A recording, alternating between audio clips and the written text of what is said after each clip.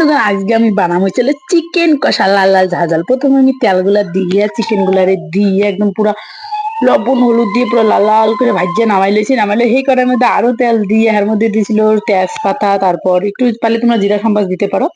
দিয়ে এই যে কাটা কাটা করে আলুগুলা দিয়েছিল, আলুগুলা দিয়ে লাল লাল করে ভাজিয়ে লই। এর মধ্যে দিয়েছিল পেঁয়াজ ফালা ফালা করে, তারপর গোটা গোটা রসুন দিয়ে এদিকে ভালো করে লাইটে সাইডে লইয়া ওই যে ভাজা মাংসগুলো হেডি দিয়ে এর মধ্যে দিয়েছিল আদা বাটা, জিরা বাটা, লঙ্কা বাটা, তারপর শুকনা লঙ্কা বাটা, হলুদ গুঁড়া, একটু ধনিয়া গুঁড়া দিয়ে এদিকে ভালো করে কষাই সুষা লইয়ে পেঁয়াজ রসুন বাটা দিয়ে এবারে ঢাকিয়ে দিয়েছিলাম 5 মিনিটের লেগে।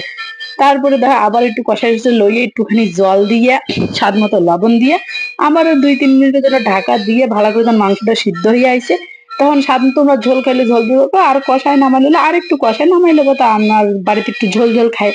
এই ঝোল ঢাড়ে দিয়ে ফুটাই লইয়া গরম মশলা দিয়ে তোমরা তাহলে আমাদের কাঁচা ধনিয়া পাতা দিবার পারো, দিয়ে নামাইলে রেডি না।